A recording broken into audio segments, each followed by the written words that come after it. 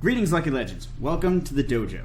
My name is Lucky, this is Lucky Lad TV. I am your host for this video, and today we are joined by a super cool guy, someone who I am very excited to meet, Joey Pokeying. Yo, what's up, guys? You got Pokeying here. I just want to say really quickly, and I don't want to offend anybody out there except for maybe Miguel, but you're wearing your beanie wrong, bro.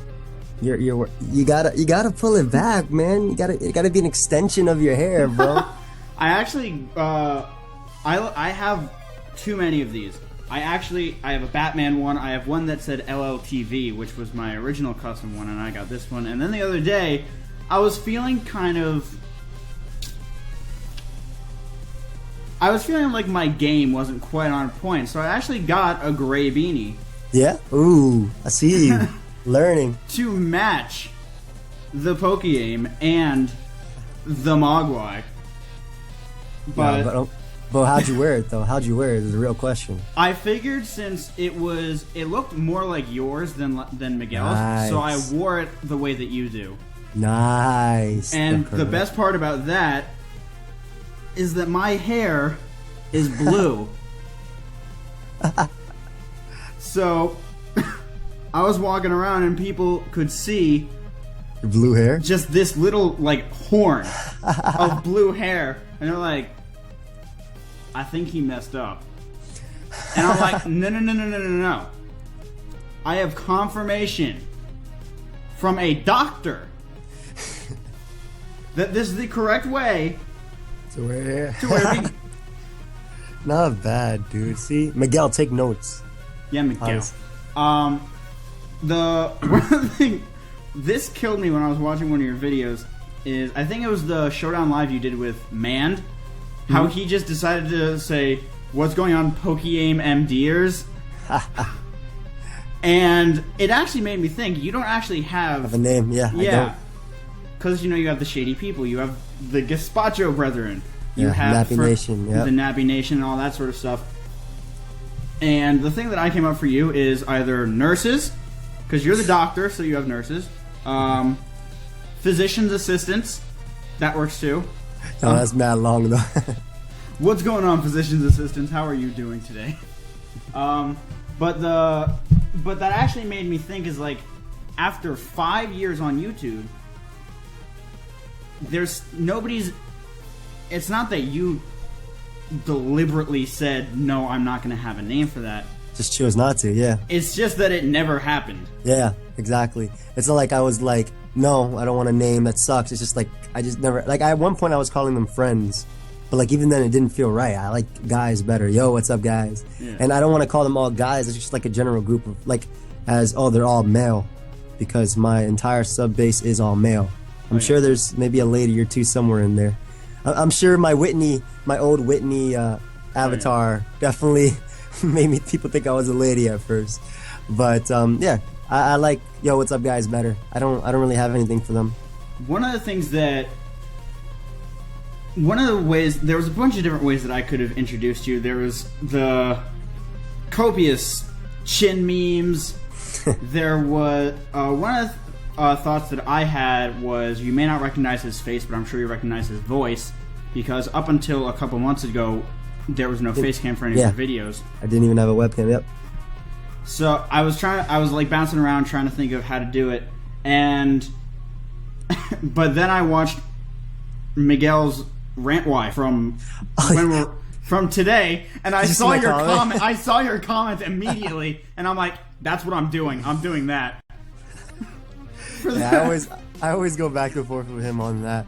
He's a good friend of mine. He's definitely a good friend of mine, and I respect him a lot.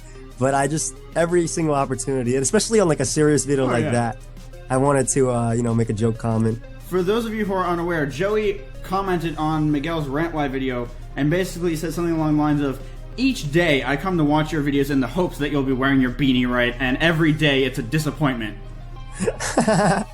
That's what I said, because the video itself was his advice to smaller YouTubers, and he was talking about why people watch his videos, and he was like, well, I think the people who watch my videos is because I'm competitive, but I also bring some sort of wackiness. And then I was like, the reason I watch your videos, and he just said, I hope that you wear your beanie right one day. Every single day I'm disappointed. And Well, the thing about that video is that it actually, and I was also excited to see that you said that you're going to do something similar to that because, above all else, the amount of experience you have on YouTube is staggering. Yeah, 5 years, three generations, 4th gen, 5th gen, 6th gen. Oh my lord! When I thought about that, and one of the things that really impressed me was how you were able, because I was watching your Smogon Superstars videos, and when I was watching the Oris ones, I'm like, okay, this makes sense. He obviously knows Oris, but the fact that you were able to so quickly switch back to DPP, and you didn't miss a beat. Like, it must be so deeply ingrained into you that no matter how far, like in Gen 37, you'll be able to instantly go back. Still play Gen 4, yeah. You'll be able to instantly go back. Yeah, I mean, I played Gen 4 every single day for maybe 2-3 years. Like, when it came out to when it ended, all the way from Diamond and Pearl to when Platinum came out and the metagame changed. I played that like every single day. Alongside school and all that other stuff I used to do. Yeah. I just love that generation, and I feel like now that I'm older, I have an even better understanding of it, just because, obviously I grew up from when I was like a little kid to now. So, yeah, I mean, I love that generation, and I pride myself in knowing all generations. Like, I pride myself in that. That's something I like. The best of 3 that you just started. That's back in Ruby and Sapphire. Yeah, the 1st gen. And I was like, how does he know this too? What does he not know? I mean, I definitely, there's definitely things that I forget, because I'm swapping between generations, Naturally. like Team Preview, the way that sleep terms actually reset in 5th gen, but that changes in 6th gen. Sometimes some of that stuff I forget a little bit, just for a second, yeah. But, I mean, yeah, I love playing all these generations, which is why I'm able to switch back and forth between them, especially because DPP or 4th gen OU was my favorite gen of all time. It's my favorite competitive gen. Without a doubt, my favorite games. I didn't get into competitive until Gen 6, but in terms of, like, if I could, like, people say, if you could only play one Pokemon game over and over again, what would it be? I'm like, probably Platinum. And Platinum was really good, dude. Platinum was such a great game. And I hate when people ask me that question because obviously my answer changes, but most of the time I'm thinking Platinum. I really like Gen 4. It had so many good things going for it, and especially Platinum, like in the distortion world. That's awesome. I probably spent a solid 3 hours in there. Just walking around, just chilling? Well, I mean, because it reminded me of all these, like, all the games on your phone where, like, you can just change gravity whenever you want. Yeah, it's like, so awesome. And you go up a waterfall sideways, and then, like, upside down. It was just a total. It was so interesting, and I was really hoping that we would get a Gen 4 game with the 6th gen engine, because I want to see a 3D version of the Distortion world. Like a remake, yeah, that'd be pretty cool. Not gonna lie. Little fun fact, I guess. I feel so lame saying that. Fun fact, but fun fact, you guys. Platinum, Diamond, and Pearl were the only games that I legitimately caught, bred, and had every single Pokemon, every single one, 1 to 492, and then Arceus when that came out when I got the event. So I legitimately have, like, I still have them over there with all folded up. I used to, in the battle tower place, there's like a place where there's like 2 trainers and there's a grass and you can find like bayonets in the grass and stuff like that. I think that was in Platinum, maybe Diamond. There I used to just train and hatch eggs all the time. I had every single one, and I have them all in my Pokemon Ranch, which I can't get them out of, but they're all in there. They're all in there. That was a great game. The reason that I'm glad the interview actually got delayed to this day rather than last week is... I'm sorry about that, by the way. No. I'm glad it happened, because this means that the UCL Championship already happened. Oh, yeah. Okay. Pause. If you haven't seen the UCL Championship video, pause this, go watch it. Okay, they're back. Fantastic. So, Joey is, of course, the UCL Season 1 champion, and obvious huge congratulations to Mr. Pokeaim and all that fun stuff, but the thing that I really want to point out to everyone, you have never been in a draft-style league before, as far as I'm aware. Not anything like this. I have been in a Small On tournament called the Small On Premier League, SPL, where you are drafted from an auction, but you're playing with a full team of people. So there's like 13, 12 people, and you have to play a specific tier. And then it's similar in a sense where you're counter-styling your opponent because you could watch their replays and things like that, see their patterns, but you're not set with like 12 Pokemon that you can only pick from, and they can't see that. So definitely haven't been in this specific thing, like type of format at all. But I had like a little feel for it. Yeah, well, one of the things that I definitely noticed is that immediately you drafted 3 Pokemon in the OU tier that you already use very often in your various videos. You drafted, of course, Weavile, which tears through the love Weavile. Tears through the Oris metagame. Honestly, you have Torn T, which I see you use all the time because of its regenerator ability. It's a great mixed attacker. It's a great wall. It just has so many good things going for it. And then Manaphy, which, of course, captain of the Bronx Beartics. And, by the way, not to throw you off, I'm actually retaining Manaphy as a champion. I get to retain one Pokemon for Season 2. So Manaphy is the Pokemon that is coming back with me for Season 2, meaning that I only get 2 OU picks. However, if I'm like first on the randomized list, I can still pick a Pokemon. I just have Manaphy on my list, on my team as well. So I missed out on 1 OU slot. But for those, basically it means that his 3rd OU slot defaults to Manaphy and nobody else can take it. Yep. And I'm in a couple much smaller draft style leagues. In one of them, I really drafted like my own style, but the more recent one, I actually drafted Manaphy and Mega Ampharos for a lot of Fabio, for a lot of and the Fabio shirt. Oh my lord! Shout outs to Blunder. Oh my! Shout outs to the shirt himself. The shirt's crazy. The shirt's actually crazy. I saw one of those and I'm like, I need all of them. Because I looked at it and I'm like, the absurdity of this is staggering. And it's I love honestly, it reflects Heat Fajita. That's the thing. Oh, yeah. It like Heat Fajita is just a mess.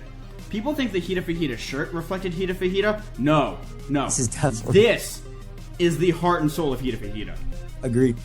Azumarill is not the face of Heat Fajita because Azumarill is actually, destroys Heat Fajita. Yeah, it destroys Heat Fajita squads.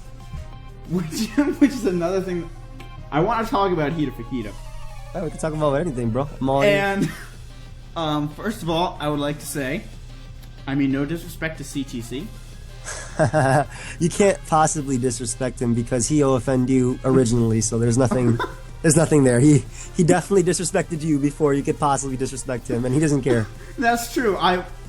The first Heat Fajita that you uploaded on your channel, you're like, fair warning, this is not going to be PG because CTC is here. And I'm like, oh, he can't be that bad. And then 2 seconds later, he starts offending everybody, yeah. 2 seconds later, I'm like, oh my god, he just offended every race, ethnicity, culture, and sexuality on the planet. How did he do that? The effort. He must have, like, a book filled with vulgar things that nobody should ever say, and he has them memorized. But, of course, Heat Fajita is... I think the best way to describe Heat Fajita is the best Mons and the worst Mons with the worst sets and the best sets, respectively. Definitely. There's definitely like some staples on theirs. Well, even to define it a little bit better, Heat Fajita, the original term comes from CTC because Blunder needed some teams, right? He was in, I think, OST or the official Small On Tour. Blunder actually made it to finals of that. And he was making teams, like CTC was making teams for him, right? And CTC's really weird. So he posted one team and he was like, Heat. Because, that's how you say, oh, our team's nice, it's fire. Yeah. Next team he posted, he said fire. The next team he posted, he was like, Heat Fajita. And Blunder was in call with me. And we were like, he showed me this, he was like, what the hell? And I was like, we're using this. We're using this in a showdown live. And to define Heat Fajita even better, it's teams that have rarely any switch-ins to Azumarill. All their Pokemon that lose to Scizor or Steel types, specifically Scizor or Bisharp, they all have HP Fire, so like Diancie, always has HP Fire. Latios always has HP Fire. Those are like staples on that. And it's just a bunch of crazy Pokemon in general. So that's basically like Heat Fajita and what it is to say. But yeah. But I saw that Fabio shirt and I'm like, that is the soul of Heat Fajita. Fabio's definitely he's definitely the head of Heat Fajita. Oh yeah. Oh yeah. I love how we discovered him by accident, I guess you could say, because we ended up using a physically defensive Restock Mega Ampharos. That's the original Fabio set. If you guys don't know, Fabio is Mega Ampharos. It's, you know, the flowing hair, so it makes sense. And that set just puts in work every single time we use it. No idea why. And that actually influenced my UCL draft as well, so. Okay, guys, I need to build a team that revolves around the heat that is Fabio. Like I said, I drafted Mega Ampharos in one of my leagues, and I was racking my brain trying to find a nickname that works better for it. Yeah, and I couldn't. Yeah, I tried so hard. Great. In Dragon Ball Z, there's this alternate form of the dragon Shenron called Rage Shenron. Mm-hmm. He's the same color as shiny Mega Ampharos, and in the show he has the power of like electricity, and I'm like, that's perfect. But Fabio's better. I can't do better. I can't. I tried, I failed, I can't do better. It is what it is. Fabio will always be Fabio. Fabio no matter will what. always be Fabio. Like, I was trying to convince myself, no, Rage Shenron is right. Rage Shenron is right. And then I just looked at it and I'm like, nah, that's Fabio. There is no other. The way he, even in the animation itself in the 3DS, he literally flips his hair back and forth, just like that. Yeah, you could do a commercial, a shampoo commercial with Fabio. Oh yeah. In fact, I might actually make a video on that just because this just gave me an idea. Oh yeah. I've one of the things that I was originally planning on that I'm not gonna do because it wouldn't. Well, for one thing, I don't know how to do it. But also, it wouldn't make sense, is I was going to Photoshop Mega Ampharos' hair, like, over you when you did that, because I knew you would go like that, and have it do the whole hair flip thing, and just be like, guys, they're the same. Fabio and Joey are one and the same. No way. It doesn't matter that Fabio is 52. They're the same. And he's actually over 50 because I looked it up. Yeah, he's old. Because I was like, how is he still relevant? And then I looked at Mega Ampharos and I'm like, he's not relevant. But Mega Ampharos makes him relevant. It's like the Chuck Norris jokes, how they actually made him more popular. I love it though. Fabio's so old though. He's actually 56 years old. Yep. Crazy. I hope they put a picture of him and Ampharos together. Like I'm actually checking on Google Images just to check. They will. They definitely will. I actually no. When I looked up Fabio, I don't know how far down I went, but I did see a picture of Mega Ampharos on there. Are you serious? It wasn't the two of them together, but I know it was on there at some point. Because one of the things you have to remember is that you are a large channel, and especially with the UCL, you get a lot of people from other channels. So eventually, somebody's going to be like, this is the real Fabio. and post it Put it up on Google Images. Oh, yeah. I can definitely see that happening. You got me super curious. I almost suffocated laughing when you posted. Blunder tweeted out how he was running the Chicago Marathon, I think it was, and you're like, dude, why do you breathe heavier playing Pokemon than running a marathon? It's true. It's true. That's the funny part. Blunder showed on lives. Like I've actually in the video he's like right on the video. But then when he's running, this man's able to run and speak and record at the same time, no problem. But when he's playing Pokemon, he's just like he's a bull. I don't know. He reminds me of I don't know if you have dogs, but I'm sure you're familiar with dogs. Yeah. Considering that you live in America, he reminds me of an English bulldog. Because when he's sitting there, you can hear. But once they start moving, you just hear the jingle jangle on their collar. Yeah. But once they stop. That's Blunder, man. That's literally Blunder for And I hear it, and I didn't know what I was listening to in all the Heat Fajitas until you posted that, and I'm like, oh my god, that's him breathing? Yeah. I thought it was a fan. That's him breathing. The thing is, I don't even know if it's legit his mic, because I'm one of the few people who've actually seen Blunder, and Blunder isn't like, I guess I don't want to say like a heavy guy because I don't want to offend people, but if you're a little bit out of shape, it's going to be harder for you to breathe, right? Blunder isn't like that. So I never understand why he has to breathe so hard all the time. Like, he sucks in his mic, in his mouth when he's talking. I have no idea. But that's Blunder for you, That's Blunder. And I think it's so befitting of his name. Yeah, it honestly is. That's Blunder.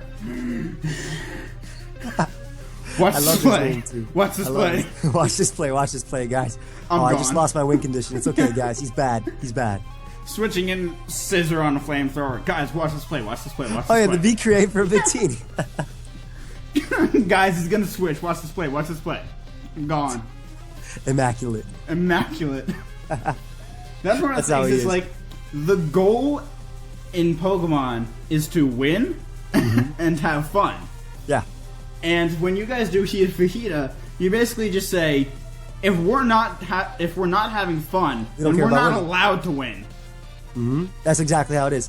If we don't win by doing the stupidest things, we don't care.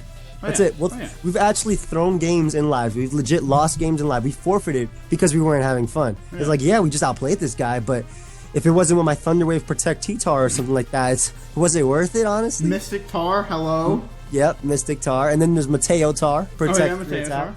That's the best one, too. But I like Mystic Tar better. There was... I know you did... I thought... I could have sworn you guys did, like, Mystic Azumarill or something, and I'm like... But I don't think that's what it was, although that is something that needs to happen. Protect Azumarill. Protect Azumarill with Scald, if it even learns it. Yeah, it does. Yeah, Scald's the best move in the game. CTC put Scald on Assault Vest Azumarill just because it can burn. Oh, yeah. And... of course he would do that. That's one of the things is, like, whenever I watch a Heat Fajita or a Showdown Live where you're doing it with your friends, all I think is, like, that is the heart and soul of what PokeTubing is. It's having fun with your friends playing Pokemon. I agree. And that's why we love it. Exactly. And like when I watch Miguel do a live with, I don't speak a word of Spanish. Keep that in mind. But I watched the Spanish Showdown Live that Miguel did. They have fun, yeah. Because they had so much fun, and it was so nice to watch them having fun. It's like, I don't understand what they're saying. I don't know what predictions they're making. I figured out like a turn after. Yeah. Because I'm like, oh, okay, so that's why they did that. But still, they're having fun, they're playing Pokemon, and they're winning because they're good at the game. Yeah, and that's the point of Pokemon, I think. Exactly. I mean, I feel like that's why... I don't think people watch Heat Fajita for the actual Pokemon, what we're using. They watch it for the commentary. They have to watch it for the commentary. I watch Heat Fajita because the commentary of you guys trying to justify the sets being used is so perfect because you just throw out these terms. So, like, I think there was like a regular Charizard, not even a Mega Charizard, just a regular Charizard, and they're like, "Why do you have so much special defense?" So we can switch into Mega Diancie, obviously. I'm like, you sure about that? Oh yeah, totally. We always have moments too in the Heat of Fajitas where people just all their skill is just thrown out the window. I don't know why Heat of Fajita does that, but literally all people, like my skill, even my skill, Blunder, CTC, Jamvad Solar Beam the Heat ran. And we were like, what? The ancient, powerful Jamvad just Solar Beam the Heat ran? And then you have CTC not clicking Encore with he had a Wobbuffet. He literally won the game. He would win the game right there. Didn't click Encore. He's like, oh man, I forgot. You're like, what? But CTC, it displays your moves for you right there. I forgot. And oh my god, Heat of Fajita is the dream of something that somebody would want to be a part of. I just think, oh, I want to be a part of that. I don't want to contribute any positive information. Just want to be in the video. I just want to be in the call saying, guys, I know it has Water Absorb. but we need to go for Scald. Or you'd be like, I can definitely agree with that, and that's why, like, the first ever Heat Fajita was myself and Blunder. The first 2 Heat Fajitas were myself and Blunder, and then those were both on my channel. And then there's the one that started on Blunder's channel, which had CBB and CTC. And then, of course, I got involved with them as well, because we're all good friends. And then we started adding Envy, Jamvad, eventually Chimpact, and of course, like, we just, sometimes we actually have a group for the who in the Heat Fajita. When Chimpact got added, oh lord. He was just... Because the reason that one was so funny is because I felt like he was trying to make it competitive. Like, but he doesn't realize it's Heat Fajita. You can't make it competitive, no matter how good you are or how hard you try. Yeah, he definitely got more into it as we kept having him and stuff like that. Like in the first one that he was on, he was like, "No, guys, you need to switch out into this." Why would we do that? Who wants to win when we can win the hard way? Yeah. Yeah, that's definitely the way it goes. And that's another thing we love about Heat Fajita. We love using bad Pokemon on purpose. Like, a lot of the teams CTC makes, but if I'm in the recording, most of the time I'll make a really bad team, and that's what, ends up doing well. I just love that. I actually made, like, a Heat Fajita team that we used, that I made on stream with my viewers. That's where we got Mystic Tar, the actual, like, the Thunderwave Mystic Tar from, instead of not Mateo Tar. But it was just so fun. I mean, I love Heat Fajita. Heat Fajitas are my favorite videos. I think there needs to be a Heat Fajita team that is filled exclusively with Pokemon that learn Draco Meteor. Ha! Let's drop some Dracos. And partially because that would be a perfect example of a team that gets absolutely obliterated by a Azumarill. We actually had a 6 Dragon type, but they didn't all learn Draco. We had like Haxorus and stuff like that, Tyrantrum. Oh no, they don't count. They don't count. No, they don't count. No, you need Latios, probably Salamence for good measure. Hydreigon. Plenty of ground immunities. Those are all Levitate and or Flying type. Add Garchomp in there, but make it Mega Garchomp because you want to be slower. Get a nice Kyurem. Oh yeah. Kyurem, not Kyurem Black. Not Kyurem Black. Just regular Kyurem, yeah. Regular Kyurem. That's the way to go. Because you need something with stubby arms. And nothing has quite the stubby arms like Kyurem. Oh yeah. It's true. Kyurem has T-Rex arms. Followed closely second by Thunderous Therian Form's legs. Oh yes. For those of you who do not know, if you zoom in, you can actually see his toes. Okay, Chimpact.